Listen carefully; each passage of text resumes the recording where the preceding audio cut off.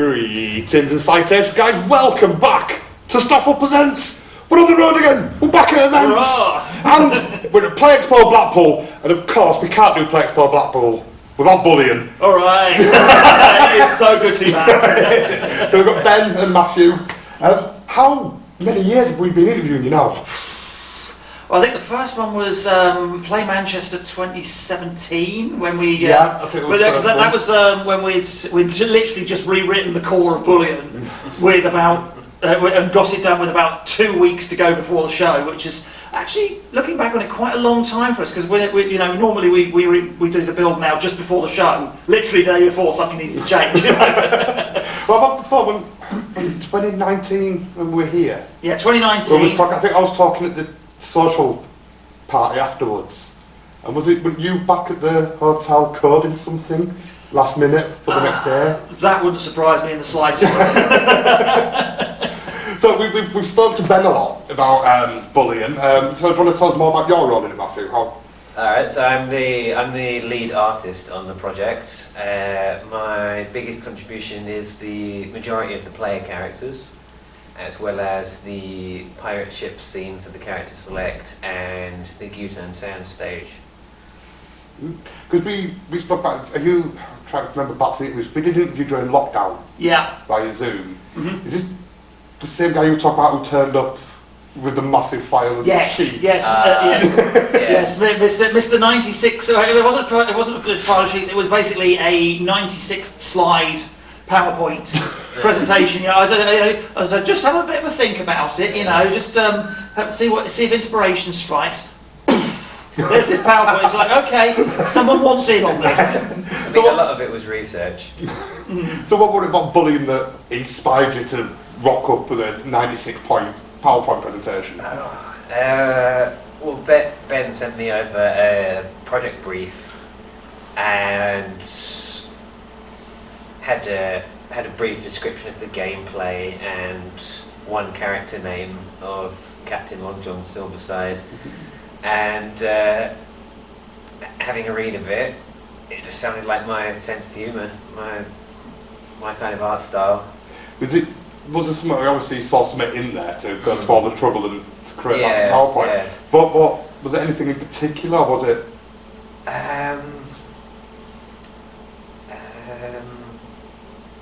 I feel like there was a bit. I feel like it's a bit describing the art style was like a Saturday morning cartoon. Yeah, I'd say the characters, the general shape and proportion should be sort of a little bit Johnny Bravo-esque, so big, sort of like heroic, type chest and tiny little legs. Yeah, and I think I might have accidentally said something along the lines of Spyro or Crash Bandicoot, which is like, it's like this guy's sort of like.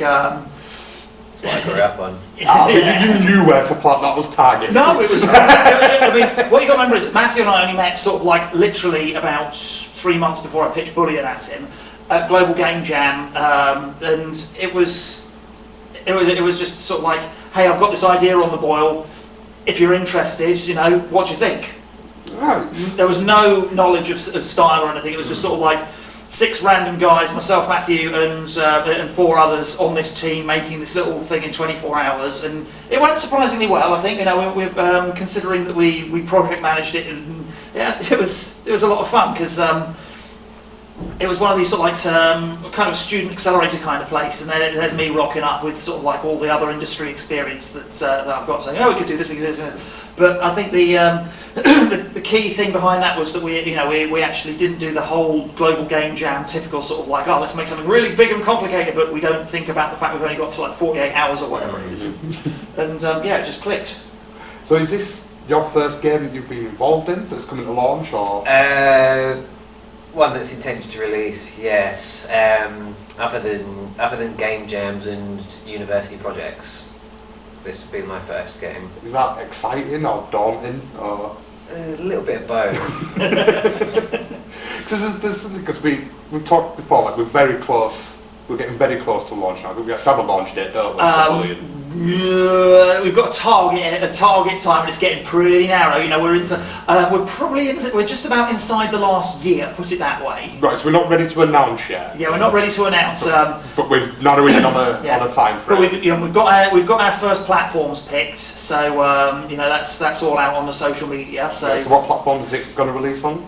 So that'll be Switch and Xbox first, and then we will see what the future brings. See, I think it's perfectly suited to the Switch. Bullion is perfect. It's that 4-player. So I call them beer and pizza games. Yeah. And it's get a couple of beers and get a pizza, lads round and just sit and play. Well, again, that's this all comes down to Matthew because initially it was literally we were looking at continuing on the work we've done with Xbox 360. Into Xbox One with Bullion, and then he's come and said, "Hey, you heard about this new console that Nintendo are launching?" Because that is how long we've been working on it for. And it was like, "No, this sounds interesting. Tell us more." And it's from that and feedback at shows like this, we've just gone, "Yeah, let's do it." Well, that's the thing. I always find it quite exciting. I'm not a developer. I don't make games. I just criticise them. I criticise the people who do. But I quite excited when I stumble across, I think it was interviewing Hyper Parasite from UE Games at Manchester in 2017, and then there's just this big beardy guy dressed like a pirate bellowing next to me, and he's like, "Right, I want to talk to you." And from 2017, I've seen this kind of grow. Like this, that's a long time. It's 5 years, is it? Yeah, nearly 5 years. Yeah. It's just over 5 years since the project's inception. I mean, what you got to remember is that it's always been about the people for us, and so we've got day jobs first. We're not a full-time studio. We've crammed this in around our jobs, our families, our regular lives, and there's it's like a few hours for Bullion here and there around it. So it's been a slow burner, but it's a case of not wanting to. We're not sort of like doing this as a huge big. We want to make this, and we're going to get lots of money, and we're doing it. It's about the people and. Again, you're saying about Matthew and the sort of like feelings of it. The first show we took Bullion to was actually one in Margate 2017. It's his very first show, and I said to him, the way you will feel when you see people playing your game for the first time. How was that? Hard to describe, really. I've talked to quite a few indie devs, and his little face lit up like it was Christmas. They love seeing people playing their game, but at the same time have like a feeling of dread because it's theirs and you're not playing it right, you're not doing this right, and it's so you've got kind of you want it out there, but at the same time you want to protect it. Yeah. Well, I think this is where it's kind of like a dream team combination, so to speak. Because Paul and I, Paul's the AI programmer, as I mentioned before, and he, bless his cotton socks, is manning the stand single-handedly whilst we do this. But he and I have been making games since the Atari days, and this is not the first game we've taken to shows, and it's not the first game that we've put in front of the public and expected them to play it wrong. So this time round we've sort of like, okay, let's design it with the thought in mind that somebody is going to play it wrong. They are going to try and walk the ghost out of the arena. They are going to try and jump in front of the boss, or they are going to try and do something stupid. And so that kind of provides a buffer, I think. So with that kind of base to build on, don't get me wrong, I mean that show with the amount of embarrassing code failures we had. The art was perfect, the code was... Didn't you fill the back of the poster with post-it notes, wasn't it? Yeah. I remember you telling me this, like the back of the post was just full of... Well, that's why at Manchester 2017, between those, 6 months between those two shows, and I had basically rewritten the entirety of the game core, how the players were managed and how the enemies were managed. And we're working on it, and I said it's going to take about 8 months to a year. And then Andy's turned up and said, "Hey, we've got these slots available at Play Expo Blackpool. Can we do this?" I was really got to say, like, so I called you Indie Devs earlier. I like you Indie Devs, and I know you don't like that name. And it is because, like you said earlier, you've all got full-time jobs. So you call yourselves grassroots. Yeah. Do you want to explain that a bit more? Or? Well, it's people, isn't it? So, it's grassroots. it is, it's the general population. It's the, not sort of like the people who stand out and are the, sort of like the figureheads and the ones that everyone looks up to, and and they are sort of like the high profile. We're just all, sort of like 6 ordinary people doing ordinary jobs and have to make games on the side. And if people like playing those games, then that's a win. No. So that's cool. I like that. It's also that opens up opportunities for people that might not usually be there. Like I said, like you said you met a game jam and you've not worked on anything that's been released before. So was that a route you'd have gone down releasing a game, or were you just going to game jams because you enjoyed doing it? Going to game jams because I enjoyed doing it, and the particular one I met Ben at was hosted by the university I studied at, so it was a familiar area. I'm quite fond of Ben's approach to the development, because a lot of the games industry job listings you see posted, like, in order to qualify for the job you need to have already worked it for 5 years. Yeah, it's an entry-level job, but you need 5 years experience. Yeah. Didn't you say you saw one that required more experience in a coding language than was physically possible? Oh god, yeah, that was when I was out of work for a year, and Microsoft had just launched .NET, and it had been in the commercial space for about a year, and I was seeing job adverts, must have 2 years plus commercial .NET experience. It's like, this hasn't been around that long, guys. The scalpers, go and do your homework. I've seen one before where a guy interviewed from a tweet that went viral. I can't remember his name now, but he got, the interviewer said that he was impressed that idea of the 10 years experience in this coding language. And it was a language he invented 7 years ago. That doesn't surprise me. I invented this 7 years ago. How? Well, ironically enough, one of my day jobs a few years ago was actually working for a job board, helping put their websites together. And the amount of outrageous stuff you saw posted on the job ads, because you've got access to all the production databases and things, because you need to be able to make sure everything's working, or if something goes wrong, you need to go and fix it.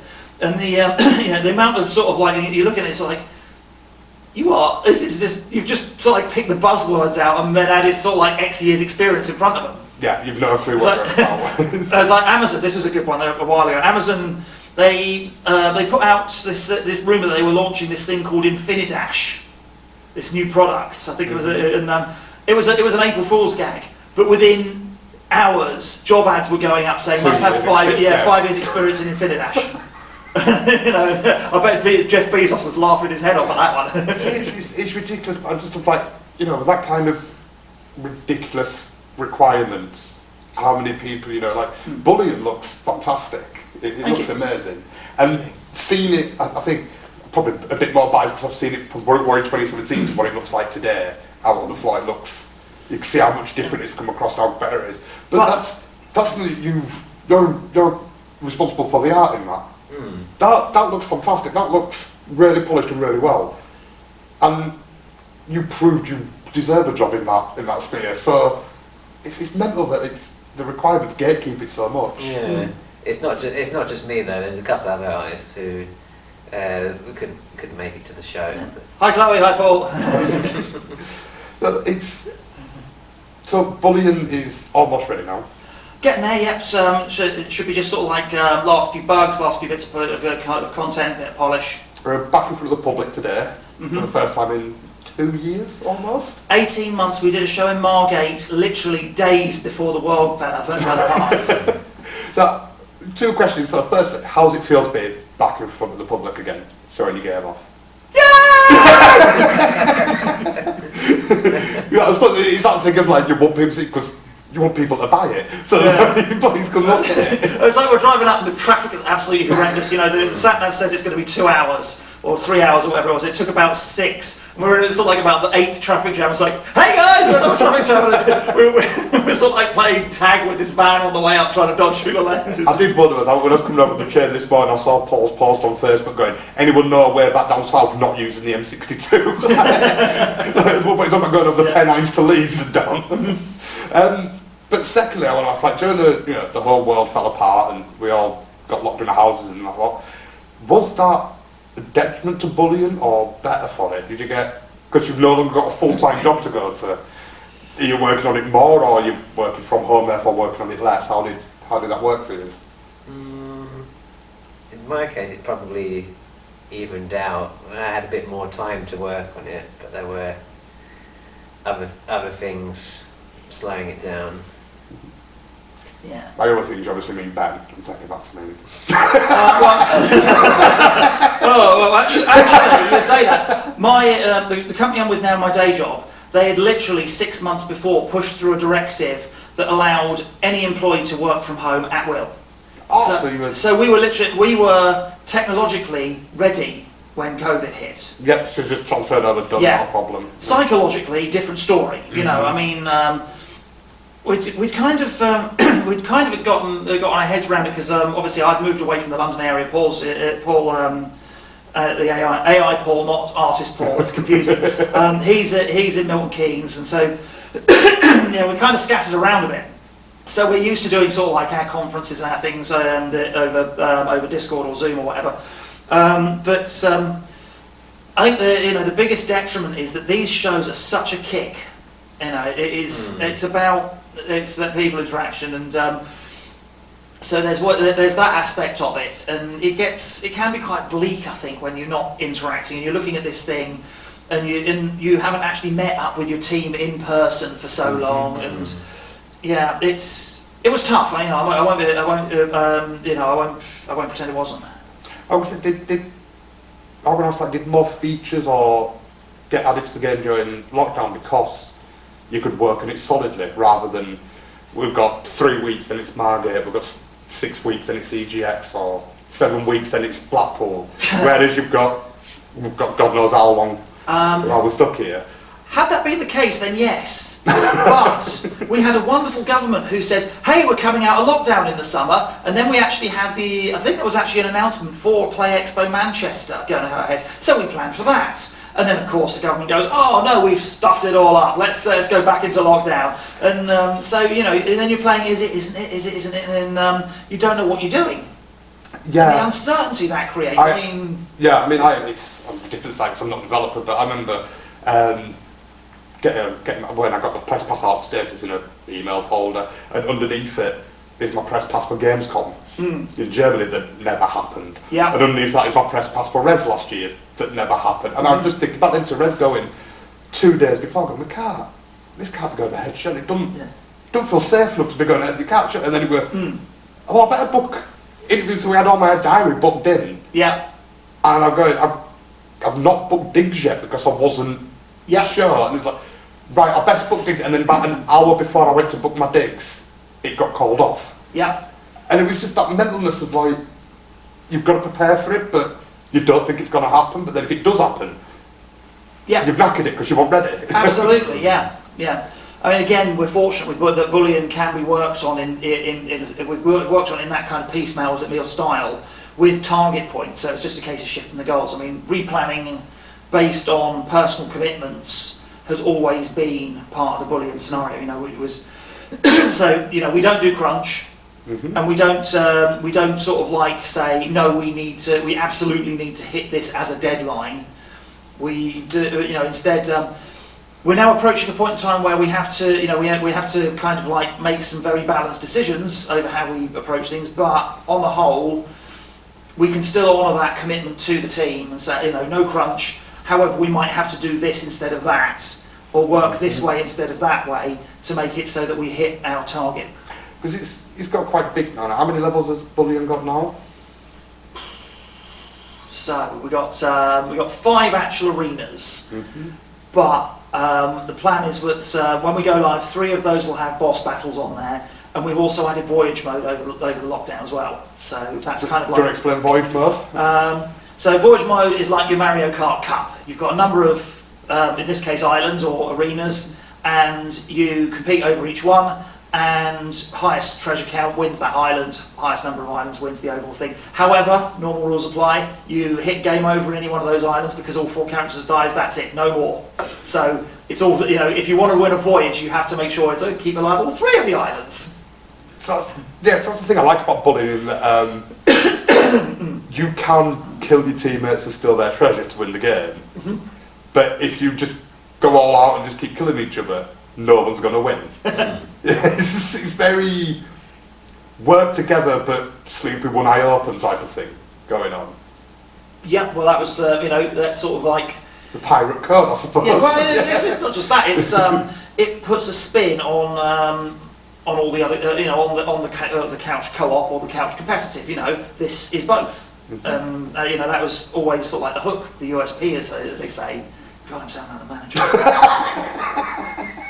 Someone strap a can to my bootstraps and chuck me in the sea. The part of that is like, so you're getting close to finishing now. It's game's done. It's just polish and getting ready for launch kind of thing. All the content in there. I think there's a few things we're working on to add, but the bulk of it is finishing what's already there. How hard is it to get to the cut-off point of this is done? Because I know I speak to a lot of indie devs. They have like what I've been called a few times as perfection syndrome, where it's like I'll just have this bit, I'll just have this bit, I'll just have scope this creep. bit. Scope creep is what we call it in sort of like the wider IT industry. And again, that is where having sort of like all these years of commercial experience in other IT fields and the history of game development that we do, we've been guilty of that, and so myself and AI Paul, as I'll start calling him now, and so we know when to put a lid on it. Mm-hmm. So we have a very clear cut-off date in mind prior to the launch date, where we will have sort of like, I think it's about a 2-month to 3-month window of just building the publicity or further building the publicity, because we've already fired that up. Making sure that everything's packaged up, it works properly on each platform, the packages are ready and set up to launch on the marketplaces. Everything is there, because our last game, Bopscotch, we put that out and we started that process about 3 weeks prior to the launch date, and then Apple, bless their cotton socks, decided to reject it from the App Store, and so the iOS version launched about 2 weeks after the other two. So we're getting close to it. I'll try to think, because I don't want to kind of go over everything we've gone over in previous interviews, because they're all there for people to see. Yeah. But that's why we've kind of been talking about, but I suppose if anyone's coming across this for the first time, do you want to give a description of what Bullion is? I'll leave you to do the honours this time, Matthew. I think the phrase I often put in the social media post is bovine buccaneer brawler. I like that. It's kind of a party game in a way. The aim of the games get the most treasure. Whether you work together or not is really up to who's playing, which is what I like about it. Like, no two matches are the same, because it really depends on the players. And it's a real fun game as well. Because I think we've spoken previously interviews where you said, like, Dad and the kids have dragged Mum on because it's 4 players. It's sit down, and then Mum just wipes the floor with them. Yeah, we almost saw that. We've almost seen that one already today, and then suddenly, I think the dad realised what was going on. Was able to snatch victory from the jaws of defeat. Yeah, I do like that game where it's very pick up and play. Anyone can pick up and play, and you see that on the stands where people come over, and it's events like this are great because people get to see, but then at the same time, you only get 5 minutes or so on a game. Yeah. You get 5 minutes and they're off to the next one. So it's great that they can pick it up. The controls there in front of them. They can have it and they all enjoy it. Even Mum can win. But then I'm supposing there's a deeper level to it where once you get playing, they can become more tactical and learn tricks and moves. Yeah, absolutely. So I mean, most people, the way I say most people start off is just directional button and mash the attack button. But there's a rhythm, and each character's one is slightly different. So if you work out that rhythm, and there are visual cues and things going on there, you work that out, and all of a sudden your damage booster starts racking up. So that's why Bovie Jones, he is potentially lethal. His combo is, you button mash and you'll do a so amount of damage. You get your timing right, and it builds up and up and up between each strike, and that fourth strike then just suddenly becomes, oh my god, you've just taken up half your health, Nice. And you've just added dash evade, haven't you? Or dash attack, is it? So Bull Rush, the dash move, was always on the cards. There's actually a blog post about this. We did it. It was always on the cards, so we were going to do it because it was going to be the big sort of like bovine feature as opposed to pirate feature to bring it back more towards the bulls. and they get down, they charge like a bull in a bull ring. And when they do that, they smash through everything in their path, you know, enemies are scattered like skittles, crates go into a solid object, you're stunned.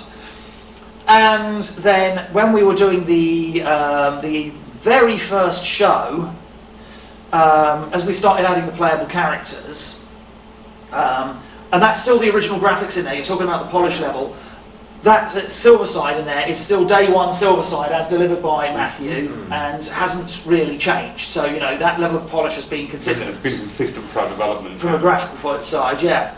And so, yeah, we started adding the playable characters and we realised that we could do it in 2 steps. So the bull rush thing started getting left out. And then we'll get there when we get there. And then so many people started asking for it, right, we'll get there now. So he's turned around and delivered sort of like about 18 different animations over the course of the course of a few weeks in his spare time, and got us there. So that's the thing I find amazing about it. It's a really beautiful, polished game, looking game, and it's really fun to play. And it's in your spare time. Mm-hmm. This is a higher quality than a lot of games part by studios.